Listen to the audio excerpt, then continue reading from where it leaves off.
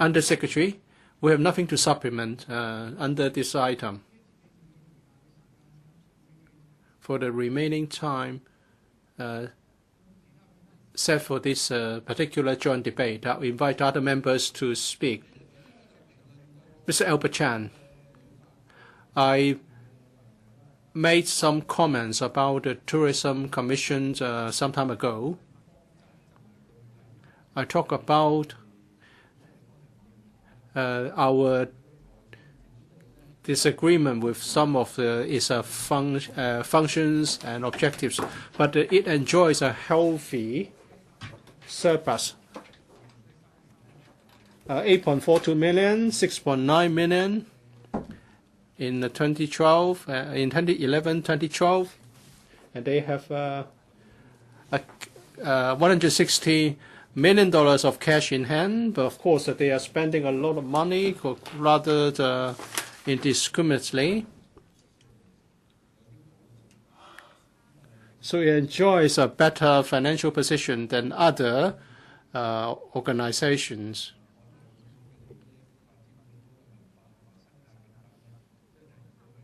But I don't see any contribution made by the Tourism Commission towards the preservation and development of our local culture. Therefore, I propose the cut. I'm talking about 887. It's about a head 152, a cut of $222.8 million. And that is the Tourism Commission's operating cost, full year's operating cost under the Commerce, Industry and Tourism branch of the CEDB. When it comes to tourism, and if you ask Hong Kong people about their views, people's heads begin to shake, to turn.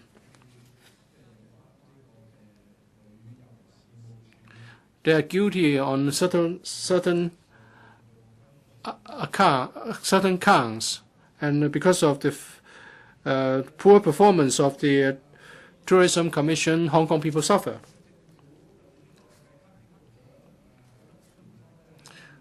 The Secretary said earlier this year, with some pride, that according to the report on Hong Kong's capacity to receive visitors. Well, but that's a report which is based on wrong assumptions, and the wrong policies have been set based on those wrong assumptions. The administration says time and again that we have assessed the situation and we are capable of receiving all these visitors. Let's look at the seriousness of the mistake. In 2013, under these programs,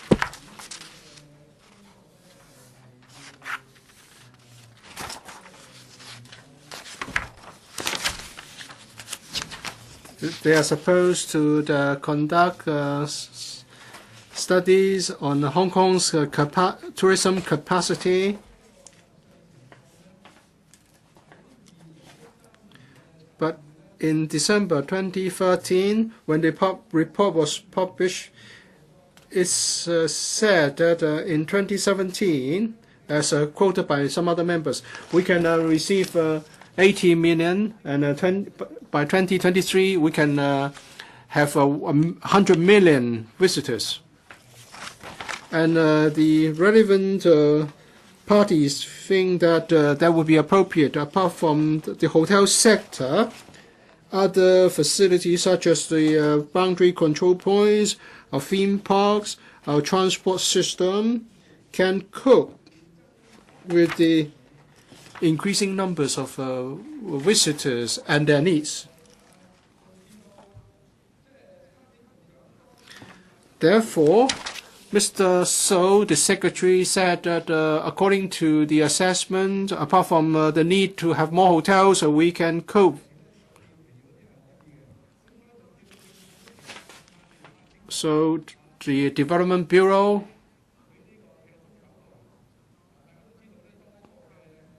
now tries to transfer benefits in Kowloon East. They approve the redevelopment of certain sites into hotels, and in some cases, no premium is payable. So a lot of benefits will be transferred. Because the green light is offered, since it's considered that we need more hotels. And then the Bureau keeps transferring benefits to the stakeholders. Because the assessment says we will be okay, so the Secretary told us that what we had to do was to wait for the next train, wait for one more train. The North District residents are now adversely affected by parallel goods traders. And according to their latest assessment, many such traders are actually Hong Kong residents. Maybe they have looked into a particular type of parallel goods trading. Or maybe the mainland authorities have tightened up the regulation. And therefore many so-called couriers are now the Hong Kong people. But it remains a serious problem.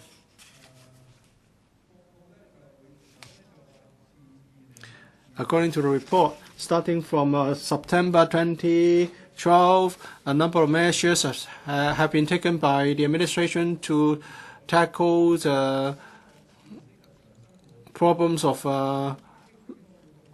order at our boundary control points.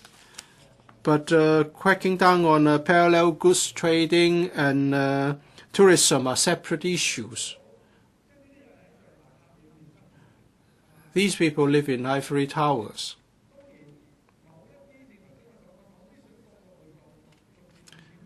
Yes, some of the parallel goods trading activities are now undertaken by Hong Kong people, but it's still a common practice for mainlanders to be involved in parallel goods traders. That's why you see so many mainlanders.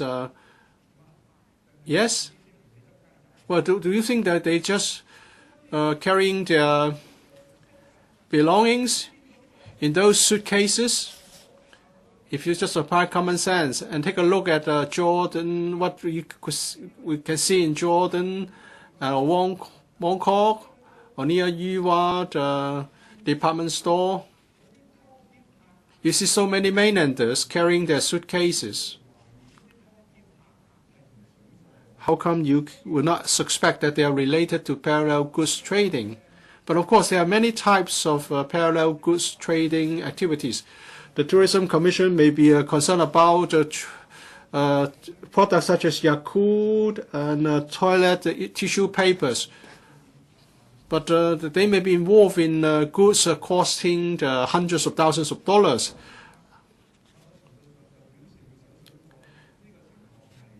If you see these visitors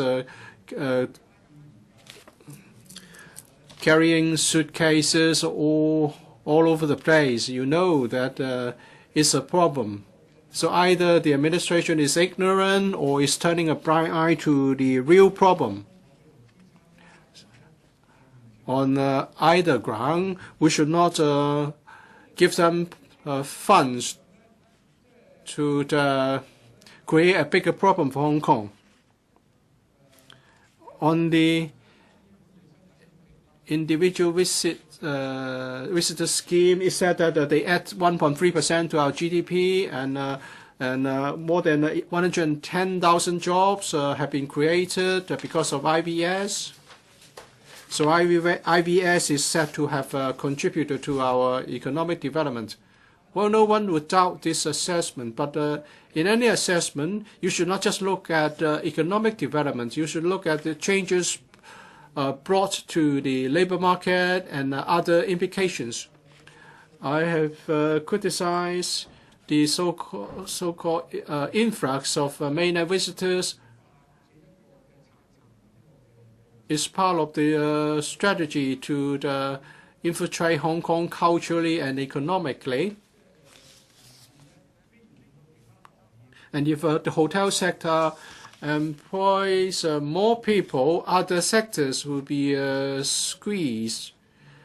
There will be a labor shortage.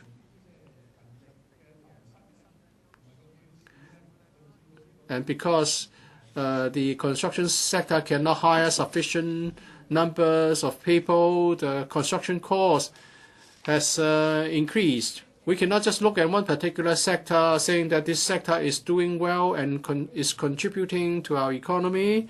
You cannot just ignore the impacts on other sectors. The study is biased, and therefore the government has acted according to the biased input.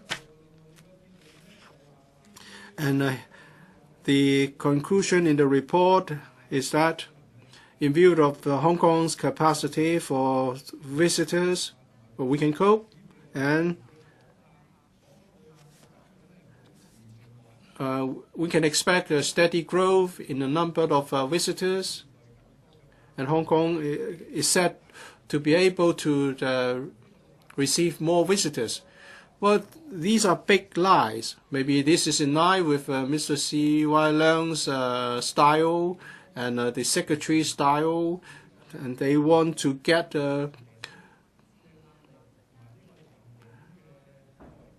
good results. They want to have spectacular news.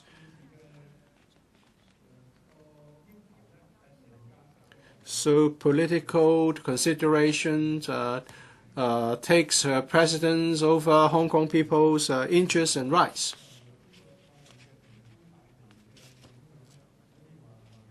So this ill-conceived study has brought about negative impacts. We have been asked to fund the expansion of the hotels in the Disneyland theme park, and Ocean Park is now up to full capacity, and many Hong Kong people cannot buy the tickets during holidays.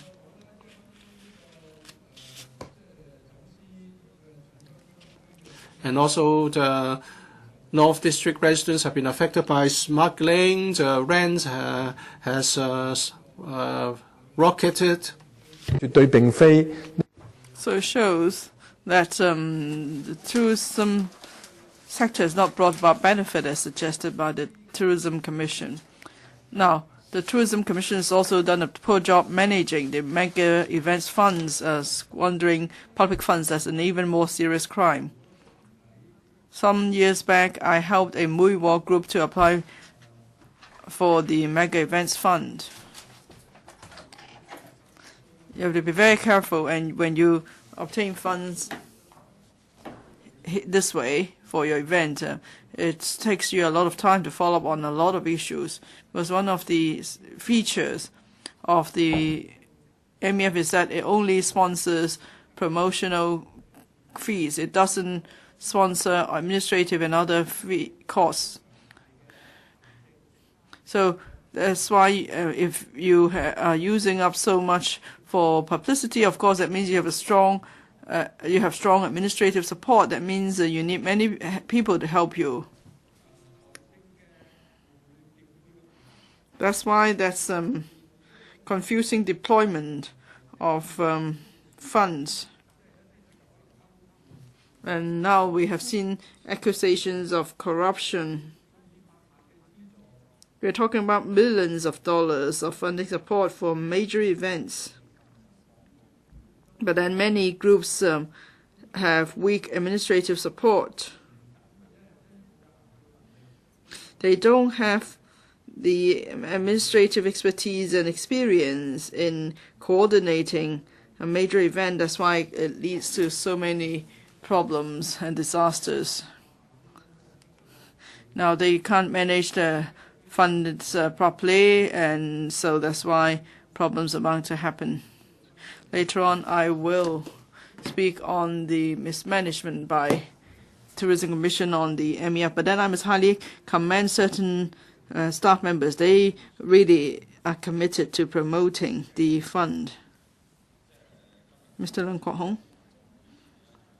Well, Mr. Chairman, today C.Y. Leung came here to say that members of the council are being uncivilized and we're rude to him. But I'll be gentle to him. I'll just debate with him. I won't fight him. Mr. Leung Kwok-hung, which amendment are you talking about? 813, 814, 815, 817, 819, 821 is all about the Financial Services and the Treasury Bureau. Is to slash the pay of Professor Chi-chuen, his permanent secretary, etc. Oh, okay. About the setting up of the future fund.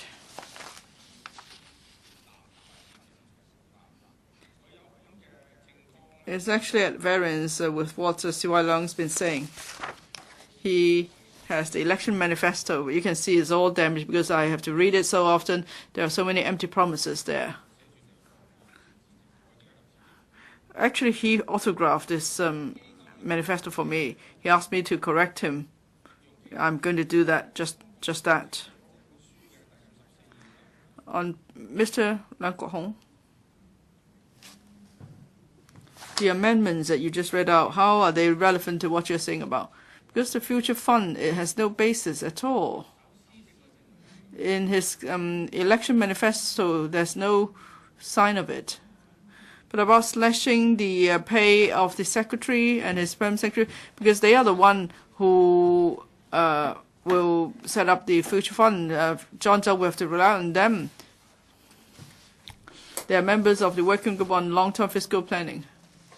I will listen carefully to your speech. Please do not digress. Okay.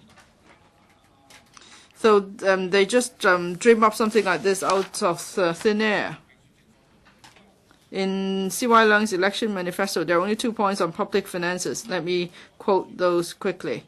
First, on fiscal reserve.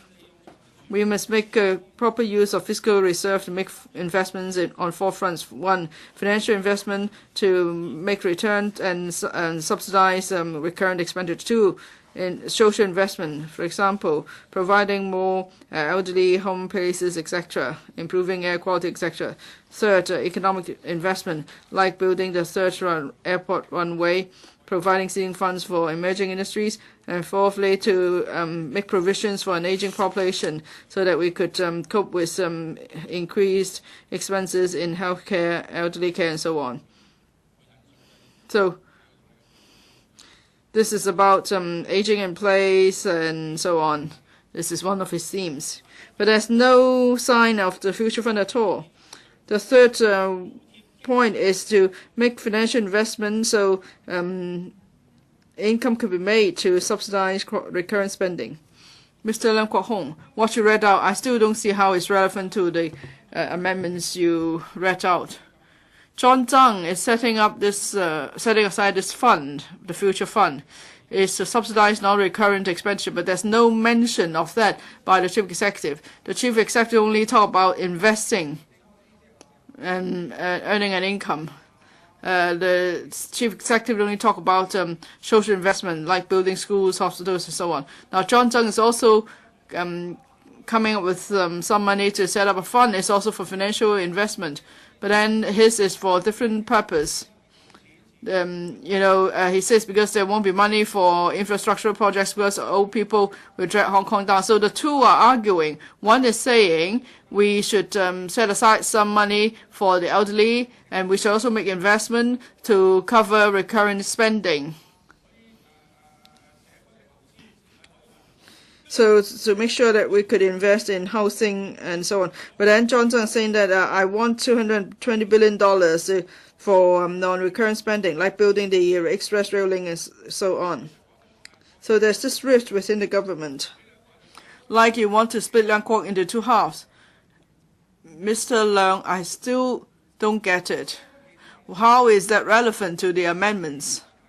No, I'm coming to that. I'm coming to the relevance of that. Maybe you're tired today. Maybe that's why you don't follow me. The financial secretary is acting against the election manifesto of the chief executive, so why shouldn't he be sacked? And then the origin of the future fund, what is it? Now they have appointed a working group. Professor Nelson Chow conducted an independent study, but now he has listened to the members of this working group on long-term fiscal planning. Who found these people? I think must be Elizabeth Tse. And Elizabeth Tse, of course, must have the endorsement of Professor Chi-chuen before she could appoint these people. Francis Lui, Wai-chun, a partner of Pricewaterhouse, or senior consultant of Pricewaterhouse. Wai-chun said 16.5% profit tax in Hong Kong, there's room for reducing it. And that's something this man said. There's another person, Wong Hao Ki. In 2013, he asked the government to levy sales tax. Mr. Leung Kwok-hung, I think what you're saying has no relevance to the amendments. Why not? I'm attacking him. That is dereliction of duty in setting up the future fund. Mr. Leung Kwok-hung, no. But the future fund is part of the budget. Attack who? The working group, the person who appointed the working group on long-term fiscal planning, that is Professor Chi-chuen and Elizabeth Tse, Permanent Secretary. Well, how can am I not right? They appoint people like this, $220 billion to benefit the break. And then for those in the grassroots sectors, there's no one from the grassroots sector appointed. So I'm against it. Since you don't like me to read things out. Anyway, all these people are heads of conglomerates. Or, Asia Pacific regional directors, blah, blah, blah. Of course, these people will ask you to set aside a sum of money for investing in brick and mortar, because in the process, they will make money. It's like the mandatory provident fund. It benefits the fund managers, and then and then we end up with nothing for retirement. They're the one who benefit. There are no criteria to go by in picking these people. That's the suspicion of transfer of interest or benefits. The future fund.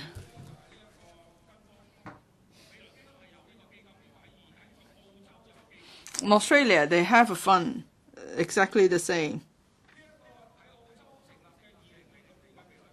In 2006, Australia set up a future fund. The approach and the objectives are very similar. Mr. Leung Kwok-hung, you're digressing. No, let me read it out. The future fund has several key features. That is to be locked away for 14 years. And after 14 years is for paying for civil service pension. But now after 40 years, we are using it to build white elephants. And the Australian fund is for injection into national assets. So we don't have to, I don't know, unless they use the money to buy Hong Kong dollars. And is to seek a high return. So it's the same. Free investment, that means they can invest anywhere. Appointing fund manager is the same approach. Perhaps John Zhang likes to go on the internet. Maybe he just stumbles upon this fund, so he just copies it.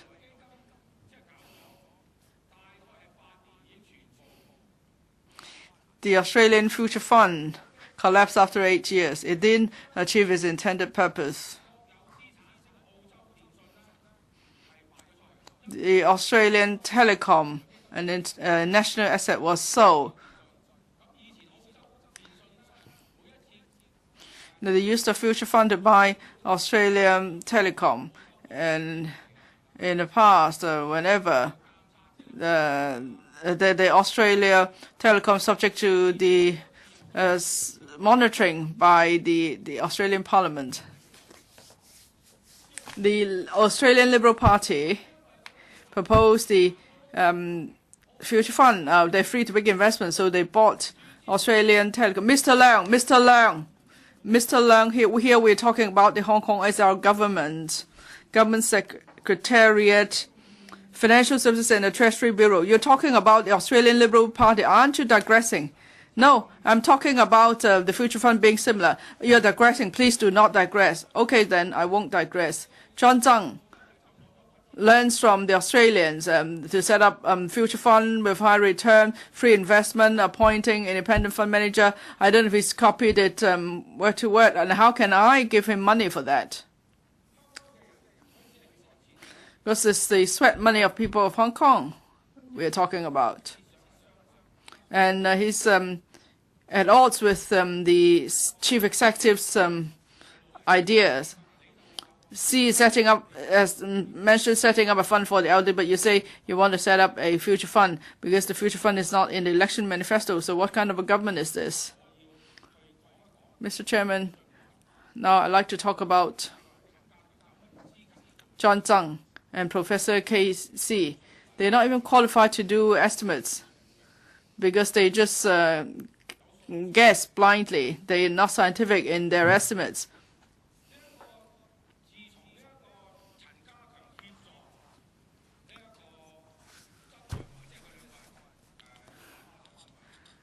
Chi-chuen and Jen Zhang. Mr. Kwok-hung, it's easy for you to prepare a speech. You just find something to criticize John Tsang, and then now you just put Casey Chan's name to the same speech and you read it out all over again. But that's a fact. But I mean, the sun rises every day from the east. You can't say that's too easy. It's not fair. I'm saying that they are not qualified to do estimates. The future fund is about doing an estimate. That is, they say in 15 years there will be a fiscal deficit because of an aging population. Productivity cannot be boosted, so the elderly will become our burden. So he's doing an projection for 15 years. But he's done projections wrong in the past, so maybe he's prone to make mistakes again.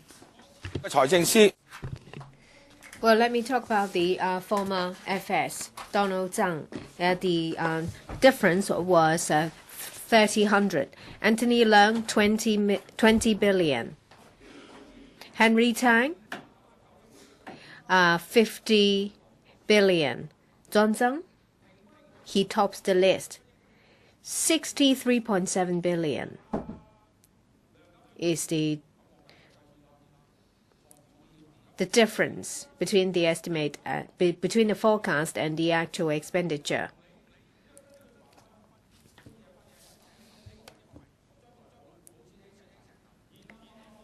Zhang Zheng wakes up in the middle of the night in fear that in the future we will not have money to build more things. And he sets up the future fund. And we have no power to object to that. But I think this has all been covered by you in relation to the budget cuts of the Financial Secretary's office and other areas. Oh, okay, I take it that you're right. You have already said this in the second joint debate. Yes, you're right. But without the secretary, then there won't be this financial secretary. Well, for the secretary, he is there to assist the FS to maintain Hong Kong's financial order and to assist the FS in formulation of financial services policies and the budget. So he's the right-hand man. I have spoken about the FS, and I now move on to his right-hand man. This Chi-chuen, the secretary, he made mistakes. Actually, the wrong prediction of Zhang Zhang is also the mistake of the secretary.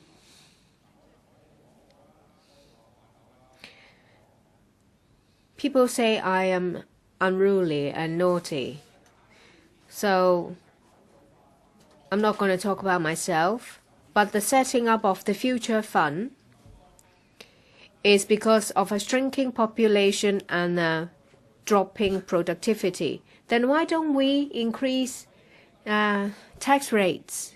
We have a low tax regime, and if you think that we don't have the money to build more, why don't we raise tax? And let me read Mr. Lam Hangji's article in your favorite newspaper. He said that instead of setting the future fund, we should follow the international trend by imposing a higher tax rate for high-income earners. We all read this newspaper. And he went on to say that there is a waiving of wine duty and the lowering of estate tax. And in order to fund the future fund, he may impose the EFT,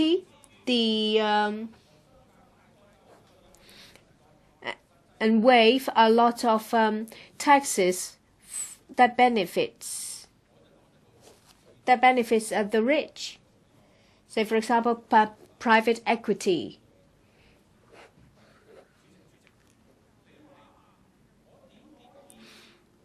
So how can I not condemn Chi-chuen? Because, FS Zhang Zhang doesn't know much. So Chi-chuen has vast knowledge of financial services, and he's got experience.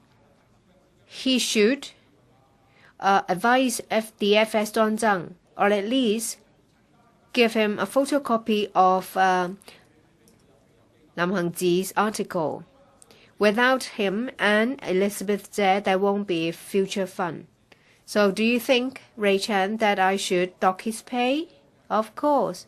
Well, but there aren't many people here to listen to me. Leung Sing is in the banking sector. He should be speaking and not sitting there sneering. I call for quorum.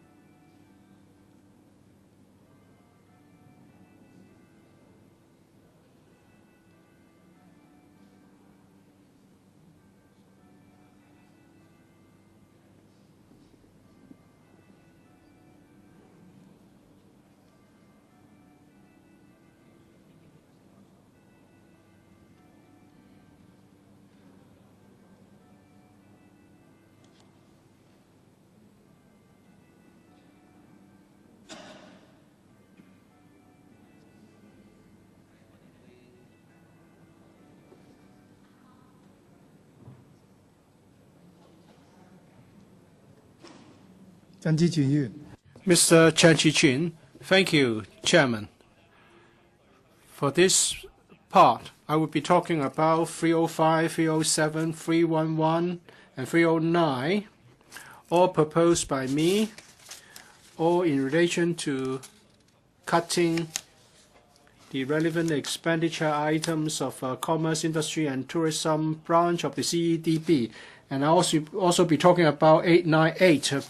It's proposed by Mr. Albert Chan for docking the whole year's pay of Mr. Guesso.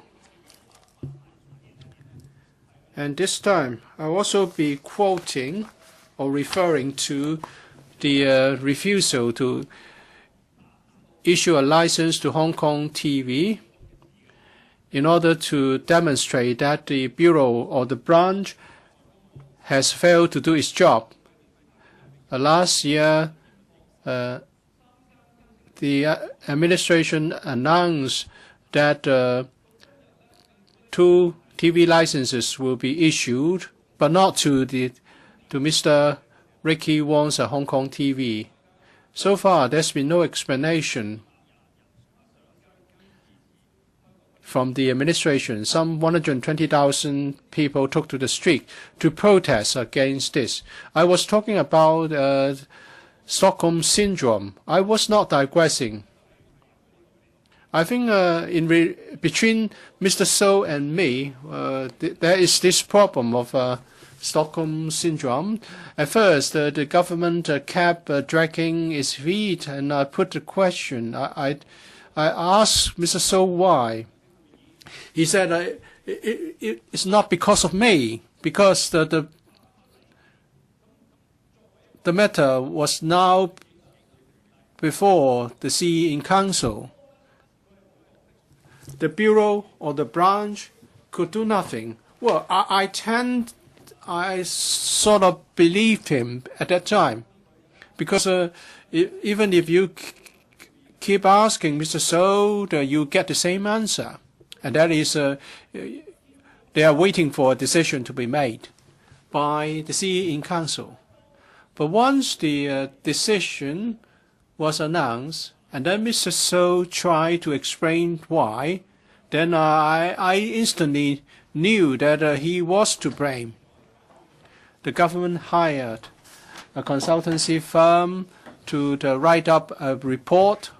In mid-November, the consultant, Ms. Ng Pui-Ying, pointed out that after receiving the applications, the government came up with a new selection criteria, and that is the government will choose 2 to be granted licenses out of the 3 applicants.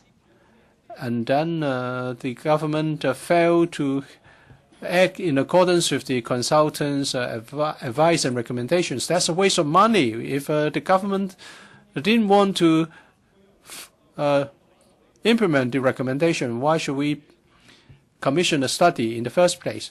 According to the chairman of the CA, Mr. Ng Pui-Ying, he said, well, the advice given to the government was to issue all 3 licenses. Well, so we thought Mr. Ho was a good guy, but then it was a different matter when the mobile TV incident was discussed. So the Bureau and the branch has not been able to promote the development of our creative industry. It has created a governance crisis leading to the loss of jobs of hundreds of employees of Hong Kong TV, and the investor, the applicant, that is, suffered losses of hundreds of millions of dollars, and as a result, other investors will be deterred from investing in Hong Kong. As for the 2 successful applicants, well, I know that they are not very keen about getting the licenses.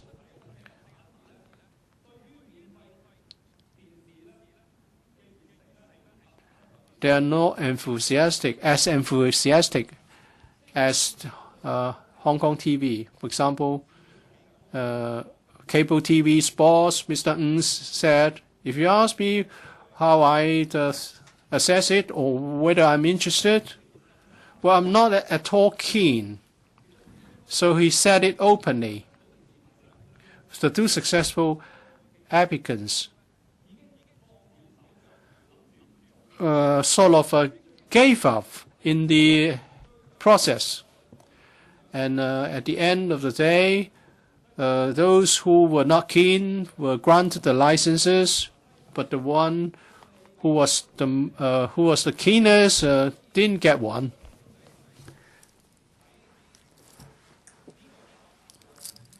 So the CEDB performed poorly in the process, in the licensing process.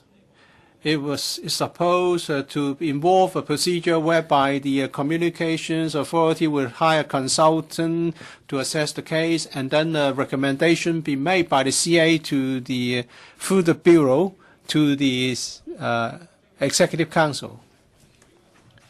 Well, it's supposed to be a matter of course, just something you do as a matter of routine, and you expect the council to just stamp the seal of approval. And then after PCCW and cable TV receive the approval, they did not work. They were very passive, and they moved very slowly. Some 7 months ago, they were granted licenses. The two licensees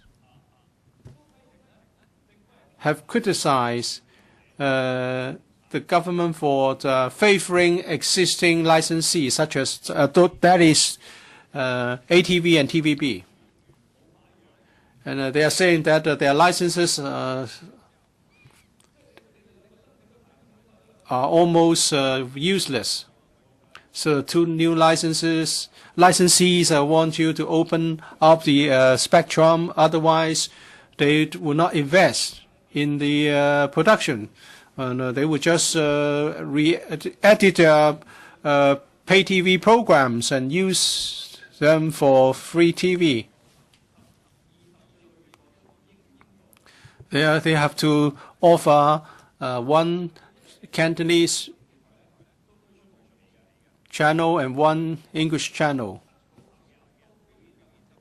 Both new entrants to the market are not enthusiastic about launching their service. This will indirectly affect the interests of the viewing public. Mr. So, in trying to explain what happened, said something that I have not been convinced so far. He talked about cutthroat competition, vicious competition, thereby affecting the interests of viewers. I cannot understand this at all. If we have 3 TV stations or 5 TV stations, and they compete in a way that they will invest millions of dollars in programming and production, how can that affect the interests of viewers? For those who are employed to do the production and so on and so forth, they will also stand to benefit. But according to Mr. So, there may be vicious competition, and after the cutthroat competitions, all of them fail. All of the TV broadcasters fail, and then the viewers are left with no choice, no service. But actually, even without the competition, well, our interests have already been affected. We still have just one de facto broadcaster, TVB. And if you ask Mr. So the same question, he would say that it's already taken over by events, and we should ask other questions. So at the end of the day, ATV and TVB will get their licenses renewed, maybe with some conditions imposed. The commerce industry, the CDB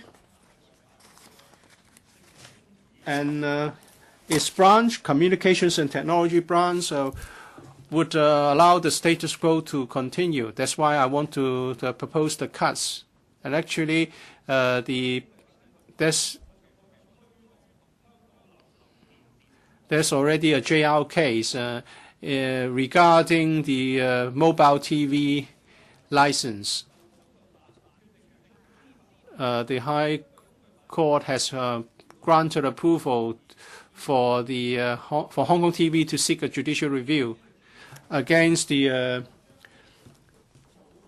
Bureau's decision and the CA's decision against the adoption of a DTMB, the mobile standards, unless they get a license, a free-to-air TV license. And that is to say, the Hong Kong TV cannot just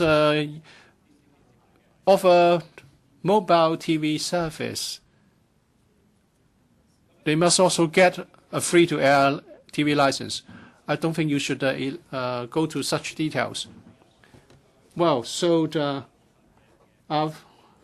14 days from counting from the 20th of May, they will serve on the Bureau a writ for the purpose of the JR application. I cannot refrain from talking about the different broadcasting standards and formats,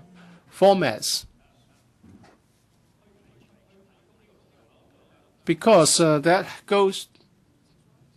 has to do with how Hong Kong TV can offer mobile TV service. What's the relevance? I want to cut or dock the pay of the secretary and also the expenditure, budgeted expenditure for Communications and Technology branch of the Bureau. Therefore, I want to refer to the licensing saga and the mobile TV saga. I want to point out how messy the CNT branch of the Bureau has been in doing its job, and therefore we don't have free-to-air TV service that we want, and we don't have any mobile TV service as well. Now, whether licensees can operate, of course, is their own business. As long as they don't break the law, as long as there are not more than 5,000 subscribers to the service, then it's up to them. But I think the government is cheating people. You give them the license. It doesn't matter whether they buy the license from the market or they get the license from you. But then after they've got the license found that it's useless, they can't do business with it. But then the government never explained it so clearly before, so you are deceiving me. The Communications Authority, the Deputy Director said that it's like Hong Kong TV has got a itinerant hawker's license and he wants to start a private kitchen. So the public feels that he's trying to exploit the loophole of the law. But that's not the case. Hong Kong TV has got an itinerant hawker license, but then the government wants him to guarantee that his customers cannot take food bought from his itinerant hawker store, bring this food into a restaurant. Otherwise, his license will be taken away. So that's the analogy to the mobile TV standard.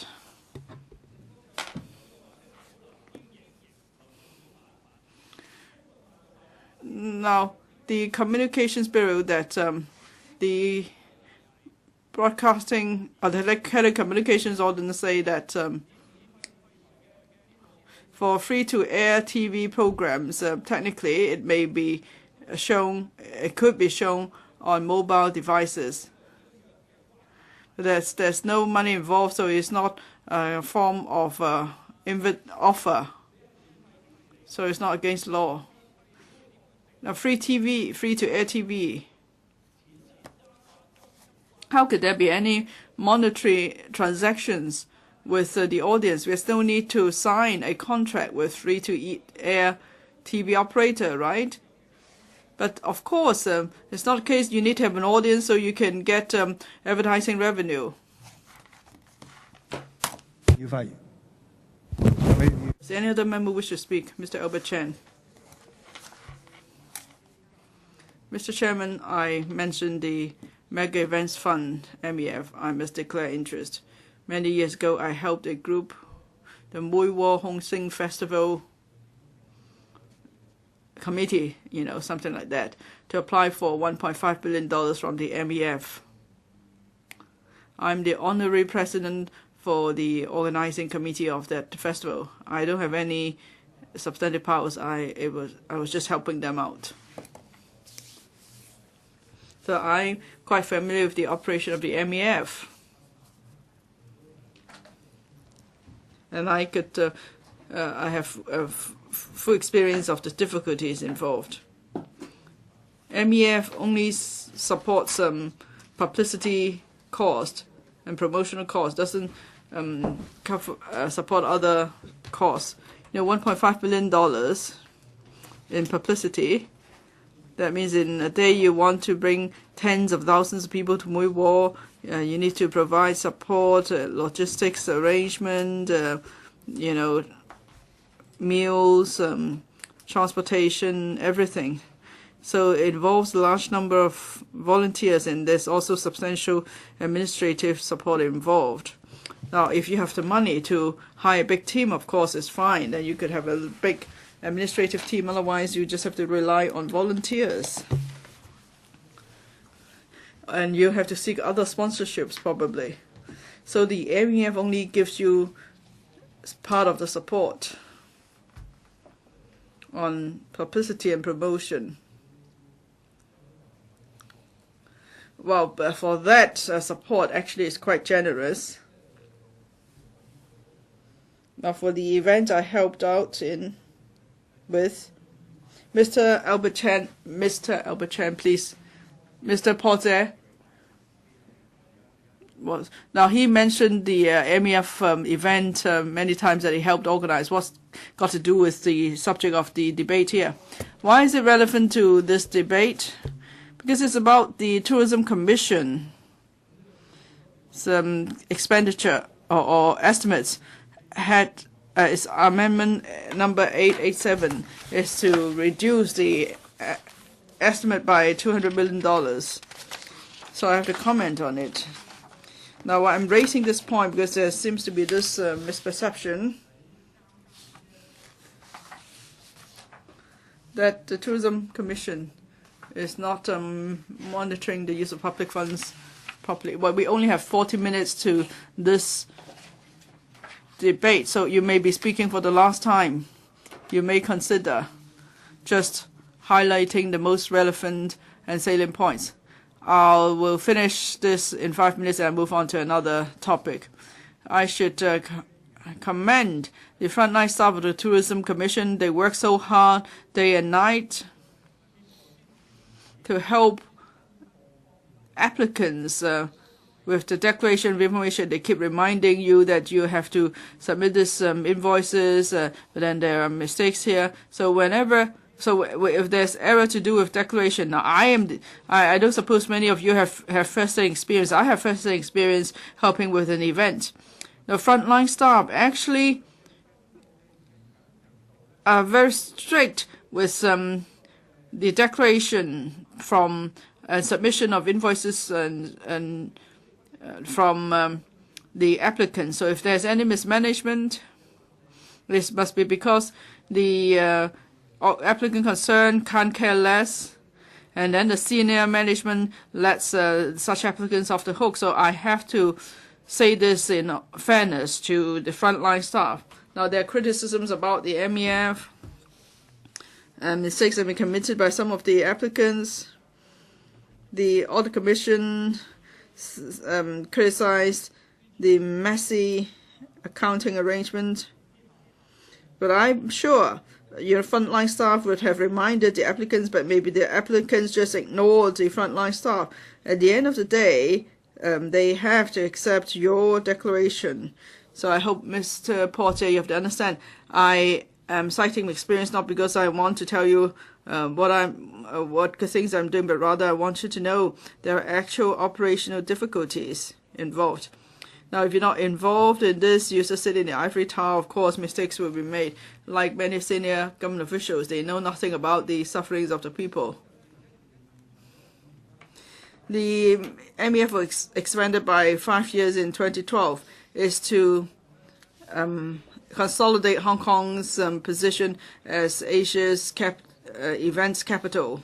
But of course, there's disastrous development in this respect. Hong Kong's not become the events capital of Asia, but rather it's become the corruption capital of Asia, because there are groups benefiting themselves.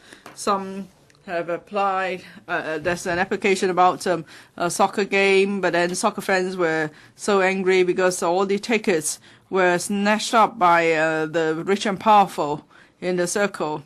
For true soccer fans, they wanted to go and watch these games, which were partly funded by public funds, but they were unable to buy tickets, even if they were willing to pay the money.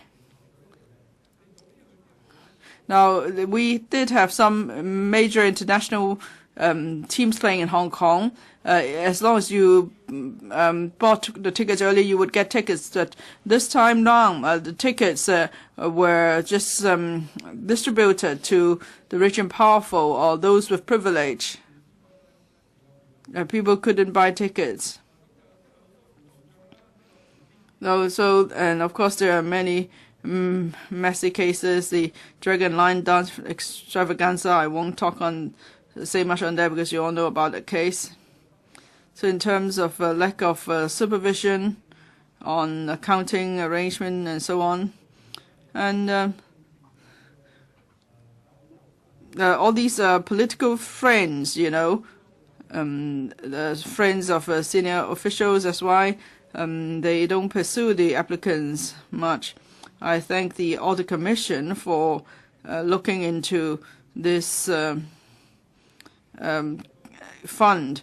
The Hong Kong Musical Festival, the MEF sponsored $1.5 million. I think Mr. Albert Chen is again reading out the audit report paragraph by paragraph. It has nothing to do with this debate. Mr. Albert Chen, I must remind you to make good use of the remaining time you have to speak.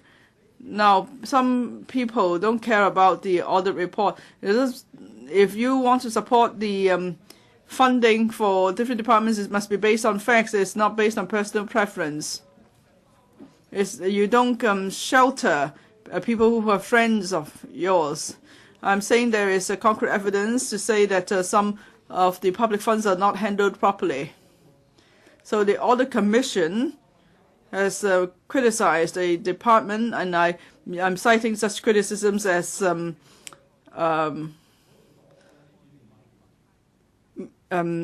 argument. So if you don't like to listen to me, you can just walk out. Mr. Chen, you've used up half of your speaking time. Yes, I'm just about to move on. I was just going to say that the accounts are a complete mess, and somehow they could get away. So there's negligence of duty. So some previous tourism sector's representative actually harbored such practices. Next amendment, 810, head 147, reducing the estimate by $123 million, the Treasury branch. Now, I must commend the hard work of staff of the Treasury Bureau, but why do I want to slash their budget? Because I don't accept the budget of the Financial Secretary. I don't accept his philosophy in managing public finances. The Treasury branch is to help the FS to carry out its work. So if you're not happy with if you're not happy with the head, of course, you must not allow this head to have arms and legs. You have to cut his arms and legs so he cannot continue with his poor work, because he shows disregard to the rights and interests of people, especially the grassroots. So by slashing the budget here, I must stress again, it has nothing to do with the staff of the Treasury branch, but rather is to express my dissatisfaction with the philosophy of the FS budget. I find that unacceptable, actually, and I'm rather angry with it. Mr. Kwok-hung mentioned the future fund as one of the reasons, but I won't repeat what he said. Now, the FS has committed many policy blunders, like exempting rates, that's again transfer of benefits.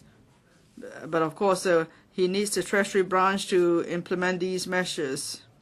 And then there's also the problem with outsourcing. I've spoken on that too. Now, many government projects and services are outsourced these days. I think that's exploitation in disguise. And again, many of the outsourcing tasks are carried out by the Treasury branch. Getting the projection estimates wrong, I've said that many times. Now, there's this working group on long-term fiscal planning. That has to be the origin of many of the mistaken policies of the government. Francis Lui, the heads of the big four in the accountancy sector, and so on. All these people actually have vested interests. They come up with analysis. Of course, they will steer things towards their advantage. And of course, their views will be biased, leading to transfer of interest and benefits.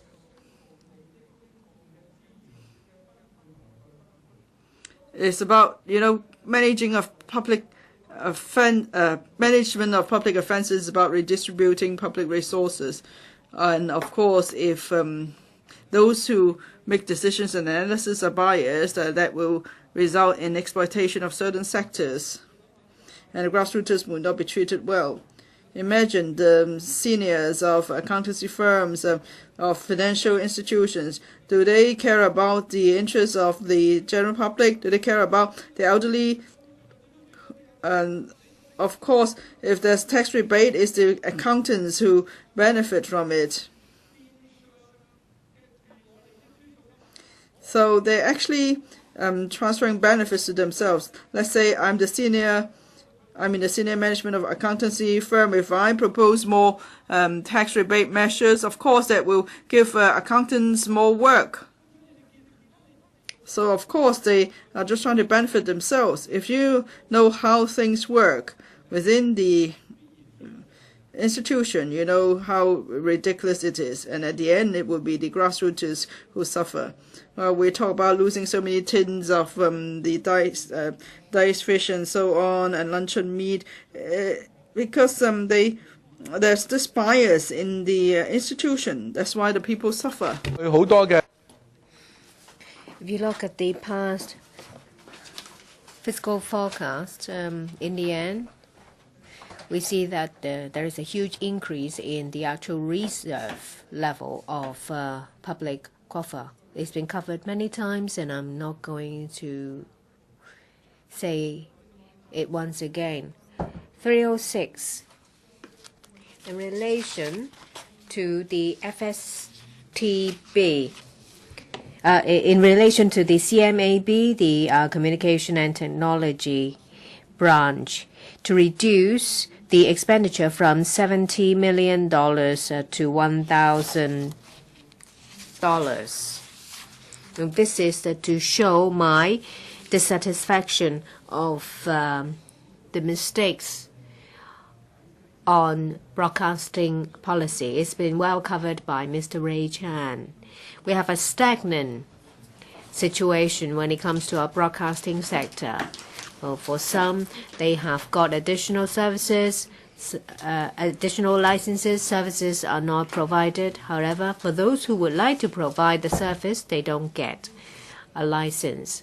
The administration committed back in 1990s that there will be community radio programs and various different programs, and they also talk about providing services to minorities so that they can produce their own shows and they can launch the programs. However, all these are aborted simply because of one reason: politics. Broadcasting is the most effective tool to overturn communist rule. That's why the Communist Party will control the propaganda machine. So when it comes to development of broadcasting, the administration very often is a stumbling block. The issuance of free domestic TV license is one example. The digital broadcasting service of Albert Chang is another glaring example. That's why I propose a reduction of the communication and technology branch, and I will leave it to Mr. Kwok-hung. Mr. Paul Tse, when Mr. Albert Chan spoke, he spent a lot of time on the mega events fund and its operation. And he said, in concluding, that a former legislator from the tourism sector harbored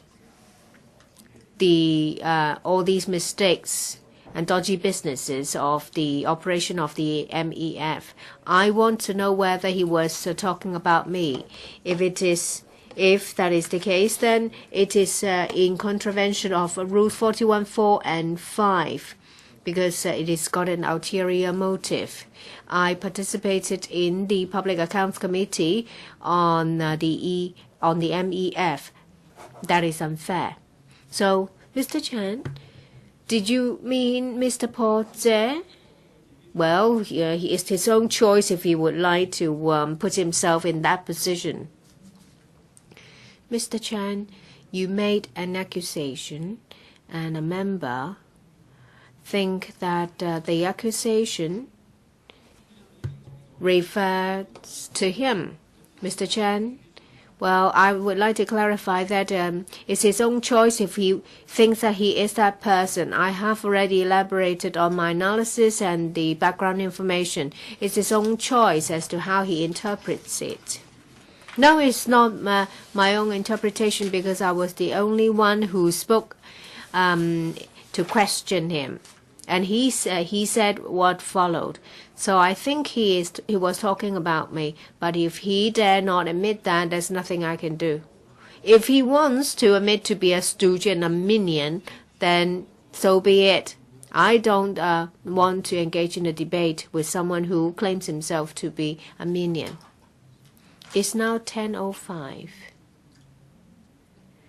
This debate will last till 10:30. I would like to ask, does any other member wish to speak? Mr. Kwok-hung, I would like to report. Just now you questioned about what I said in relation to Miss Elizabeth Tse and Casey Chan. I would like to tell you that under Head 147, Government Secretariat, the Financial Services and Treasury, one of the aim is in relation to infrastructure and to enhance Hong Kong's competitiveness. So that is part of their duty. And between 2014-15, matters arise requiring special attention. It says that in relation to long-term fiscal planning working group, they will have to work. They will have to assist in the work. Another is to promote the cost recovery principle and also the user pay principle. That means the fees will be increased. And I ask for their pay to be docked because, from what I said, non-official members, I've covered them already. Well, the official representative in the working group is Elizabeth Dare, and we also have Mrs. Helen Chan, the government economist. So the entire Treasury branch is there. So if we have to hold someone accountable for the future fund, it will be them, because they volunteered. So it's right for me to dock their pay. They formulate the ideas for the FS, and they even got themselves in the working group. So how can I not dock their pay? I'll stop here. I get more and more worked up talking about this. I don't want to let them off, but never mind. I don't want you to say that you've got tired of me. And I will now talk about Greg So. So it's head 55. The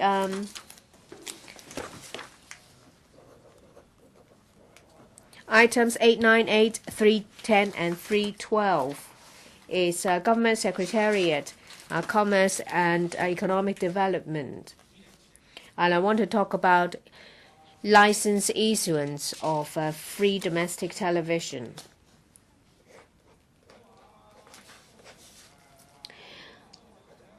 Well, he said that the secretary doesn't really know about what is actually, doesn't know about subtlety. But there is a program from ATV. It's got no rating at all.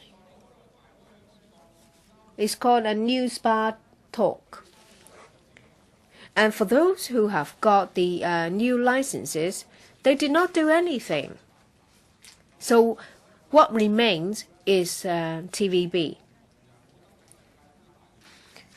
Well, I speak for the Alliance for poor people don't get to watch World Cup because they don't get to watch the World Cup this year. When it comes to a free television station, they offer free mobile services, and the government said they can't regulate because it's not under their purview. However, they receive advertising revenue. Well, there are only 28 games available. For the rest, you have to pay for that. So they get this license to make money. What kind of policy is it? The Mega Events Fund. Don't worry, Mr. Porter, I'm not going to talk about you. The MEF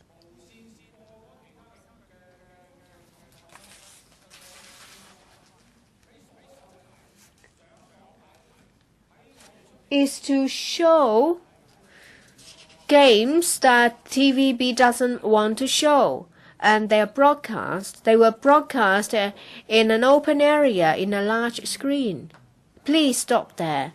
But I was talking about the MEF. Can I talk about the MEF? I talk about the Tourism Board.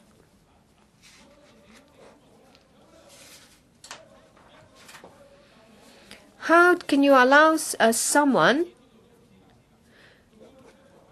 not to keep track of where the fund has gone during the Lion and Dragon Dance extravaganza? What kind of mega event fund is it? I represent this alliance of poor people don't get to watch World Cup, which has got 1.5 million members. The MEF should get the broadcasting right of the rest of the games not broadcast by TVB and broadcast them for the poor people. I think you have digressed. Well, I have already spoken for your Alliance for Poor People Who Don't Get to Watch the World Cup. Well, when it comes to not being able to watch the World Cup, people are not happy, right, Mr. Chi-chuen? You know, they want to, he wants to install television sets to broadcast shows for the poor people during the World Cup. So he's a different kind of mega event fund. Now I want to talk about Greg So. He's actually a very good guy. How good is he? He's so good that he takes takes the blame for the Lord. But we have a very unique licensing regime because the decision is made by one person only, the chief executive. The secretary doesn't have a say. But why do I blame him? Because he lied. Since it was only C.Y. Leung who was the only decision maker, well, there was a 6-page information, and I'm not going to go over the same thing. Greg So said that it's not because they fear TVB and it's nothing to do with politics. He made a public statement saying that when he made a recommendation, it's nothing to do with politics and it's not because he's scared. He's scared of TVB.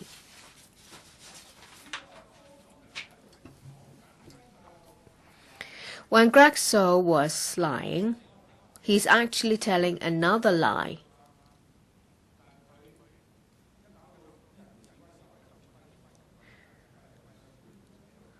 Well, it's been 6 years since I broke my leg, and I did that right after he had made the statement.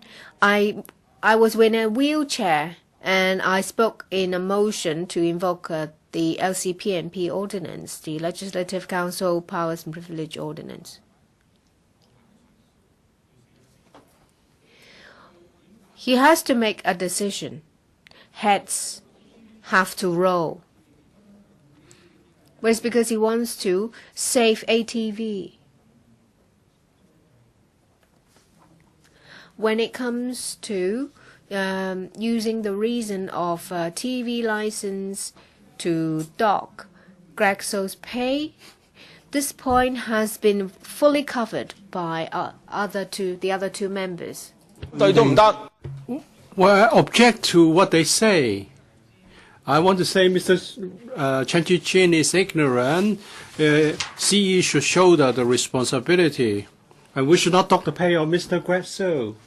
Do you understand me, Mr. Chan? Well, he was actually telling half lies. He said it has got nothing to do with ATV. But he was actually scared of ATV. In this cutthroat competition, ATV is bound to fall under. Everyone knows it's got 0 rating. After the midterm licensing review, when licenses are to be renewed, what can be done to save ATV? Nothing. It cannot be saved. And in the market, there was this guy, this silly guy called Mr. Ricky Wong, who believed in what the secretary told him, and he bought a piece of land and built a production studio. Well, ATV is a very thin man, like a very thin man. How can you say that the thin man is fat? So what can be done to save ATV is to drive out, to eliminate possible competition. So out of the 3 applicants, only 2 can be granted the licenses. Mr. Chi-chuen, you have to understand this. The secretary wanted to do something, to do something good. Another reason why we should not talk the pay of Mr. Kwok-hung is this. He was very calm in answering questions. Mr. C.Y. Leung wavered in his performance. But Mr. So was consistent, whether the question was put by long hair or other members. It's not a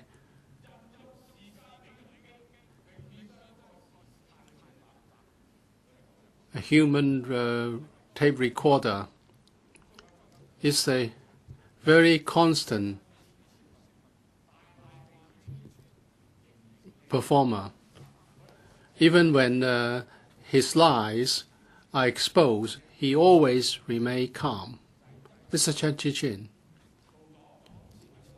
you don't understand the importance of keeping one's calm. Even in the face of disaster, it's important to keep calm. So members, if you aspire to become Director of Bureau, please remember to be calm, always calm, whether you are telling the truth or telling lies.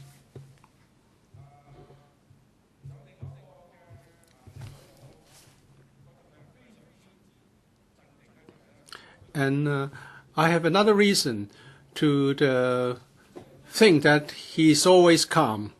He said he had no reason to resign. That's what Professor Anthony Chung, another Director of Bureau, said. He said, if it's found that I'm at fault, I will resign. So when pressed with questions and he could not offer any answers, he said, although you are correct that and I cannot account for what you have asked, I have found no reason for me to resign. So, Mr. Chi-chuen, when it's not a simple task to defend the administration against impolite members of this council, Mr. Kwok-hung's performance is brilliant. And in a certain league, he has almost caught up with another Director Bureau. His ratings have dropped by 24 points. And he's almost at the same level as Mr. Eddie Ng. Mr. Chi-chuen, well, if you don't agree, if you don't find my remarks acceptable, speak up. I think we should not talk Mr. Kwok-hung's pay. Compared with Mr. Ch and other CEs, at least he's not stupid. We've only got 10 minutes or so for this joint debate. Do we have any other members who would like to speak? Mr. Chi-chuen for the last round. Well, because time is limited, I'm not going to argue with Mr. Leung Kwok-hung over whether we should hold Mr. Kwok-hung accountable because of the licensing incident. I insist that he should at least have half of his pay docked. I'm talking about 902. If you say the CE in council should be held responsible for changing their mind in not issuing the TV license, but the CNT branch of the CEDB flouted the rules, that's indefensible. We are talking about a unit under the Communications and Technology branch of the CEDB. Both the free-to-air TV licenses state that they cannot offer mobile TV services, but they are also saying that the two TV broadcasters are not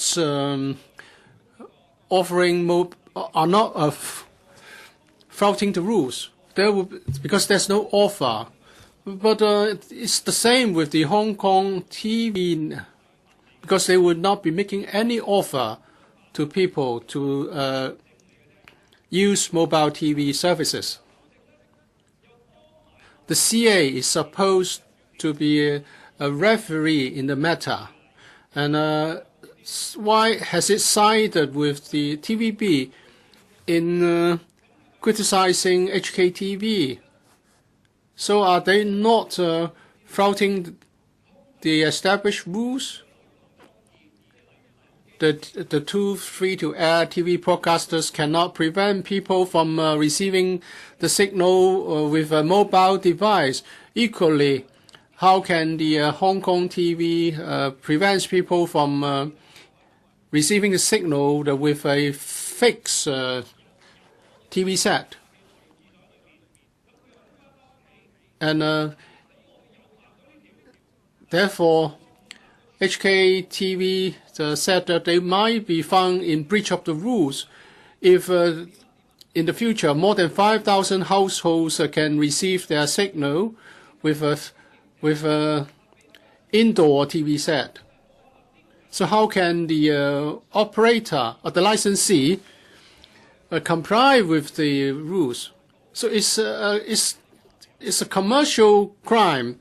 You are giving certain rights to a licensee, but the right cannot be exercised legally.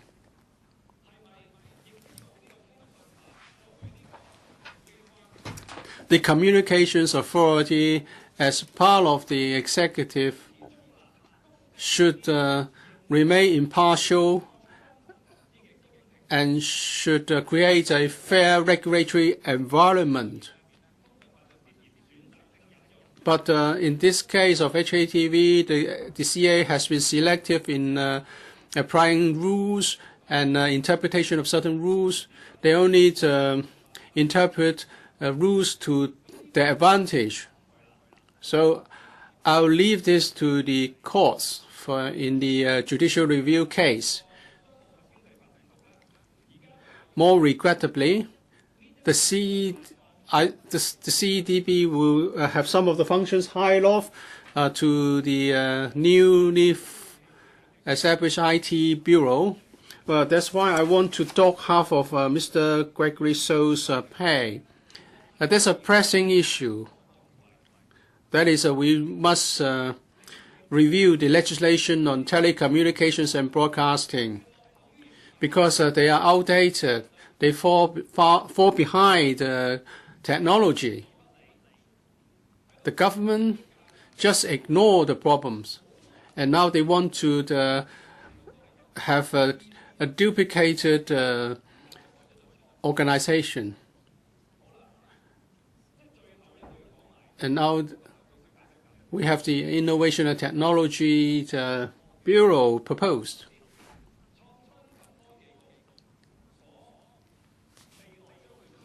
The ITB in the future will be responsible for the OGCIO and the Innovation and Technology Department or Commission. They are small government bodies.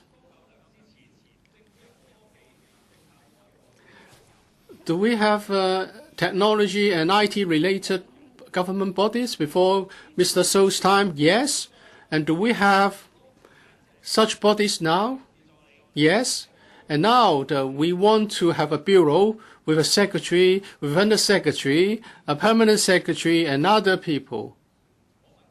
Well, does it mean that the secretary is not doing a competent job? Of course, Mr. So would not say that I'm competent, because if he had missed that he's not competent, well, I would just fire you and get another one to be secretary. So it should not it should not be Mr. So's duty to ask for the IT Bureau to be established. I've heard that Mr. John Zhang is now very keen about the new structure. Mr. So cannot appraise his own performance. I wanted to ask C.Y. Leung this question, but I didn't have the chance, and even if I pressed the button, I wouldn't be selected to ask the question. So, Mr. So should have half of his pay docked. I've looked at the organizational change carefully. There's nothing new. You are getting something out of the existing bureau. You have a new branch. You can have a new branch under the CDB, and then Mr. So should be responsible for all the 3 branches. Or you can have a new secretary, but without any civil servants. You just redeploy, or you just take out the entire C&T branch to be given to the new secretary. Why is it that we have Mr. So coming here to sell the idea of this new bureau? I think it should take someone higher up to explain this, whether it's a question of his competency or because of the difference in establishment. It's a change that would reduce his workload. Why is it that he doesn't have to get a pay cut? So Mr. Gary Fang has proposed Amendment 902. It's about a cut of the secretary's, or 6 months of the secretary's pay. So it's a sort of a discount made to his pay. If this is passed, I would convince Mr. Albert Chan that he should not stage a filibuster to prevent the new bureau from being established. Mrs. Fanny Lord, listen to me. I'll do that. Now you want to get something out of, high up something and to be given to the new secretary. Those are so-called clean and straightforward duties. And then the messy ones will remain with Mr. So. So Mr. So is going to have a difficult time. But then it's true, you will have less work. That's why you should cut your own pay, actually. Head 47, Office of the Chief Information Officer, 197 to 203 amendments. These are all moved by me. Digital 21, that covers too much. I can't talk about it in a few minutes. I want to make 2 points. One, the Gov Wi-Fi service. Giving support to government departments to provide mobile apps. I've already pursued these 2 matters at the special FC meetings. Now, they said matters requiring special attention. For Gov Wi-Fi, it will be further extended to more government venues, including beaches, primary district parks, waterfront promenades, and busy spots. There are now about 400 government venues, and there will be another 40 government venues fitted with Gov Hi-Fi. But you know, a lot of these Wi-Fi spots are for show only. You can't actually get a connection. I questioned them. They cooked up figures. Let me show you some evidence. Tai Kwok-chuen. This is covered by Gov Wi-Fi, but people say this is the Tai Kwok-chuen Indoor Games Hall. there's no connection or no signal. Now at Thai Kwok-chun, indoor games hall, there are 2 Wi-Fi hotspots. One is they are only in the lift lobby. So meeting room, no access, no Wi-Fi access. The gym, no access. And there's another plan to show. Only the lift lobby and the first aid room, there's Wi-Fi coverage. For the main building, the games room, activities room, gym, no Wi-Fi coverage at all. In that case, you could say there are 1,000 Wi-Fi spots. For example, Hong Kong Coliseum, maybe there's just one Wi-Fi spot at the entrance, and there's no Wi-Fi coverage at all in the building. So you are cooking up figures. You know, we talk about being reasonable. Even when you want to cut short the filibuster, you have to be reasonable. But you know, imagine this is a large indoor game, so there are just 2 Wi-Fi hotspots at the first aid room and the lift lobby, and nowhere else. Honestly, you say there's Gulf Wi-Fi and extensive coverage. Honestly, now another issue. The Office of the Government Chief Information Officer, OGCIO, is to coordinate the development of mobile apps by government departments. That's a waste of public money.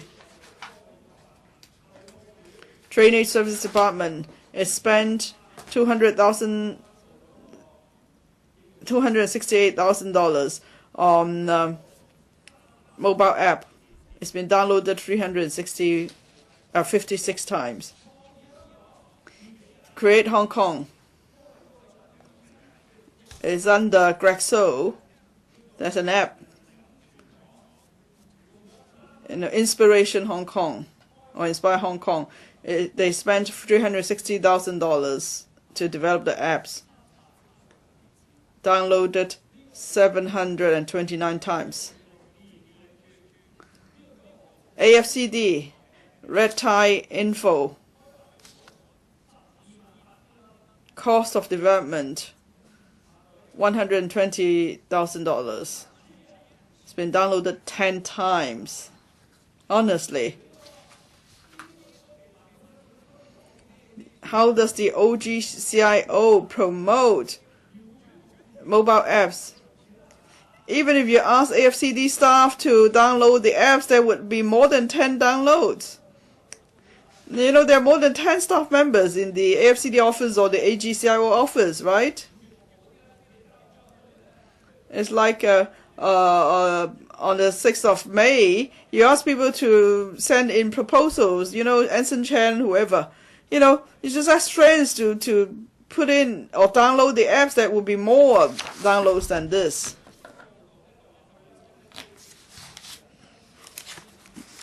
They say they're going to look for hidden elderly, so they promote tablets. But then they just bring the tablet to them, so let them use it once. But how is that going to help them embrace the new technology?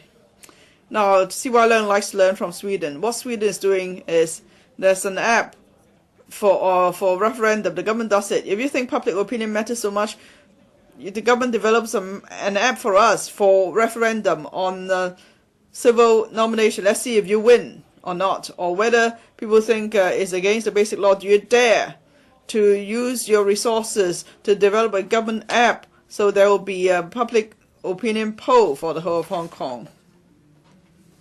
This debate ends here.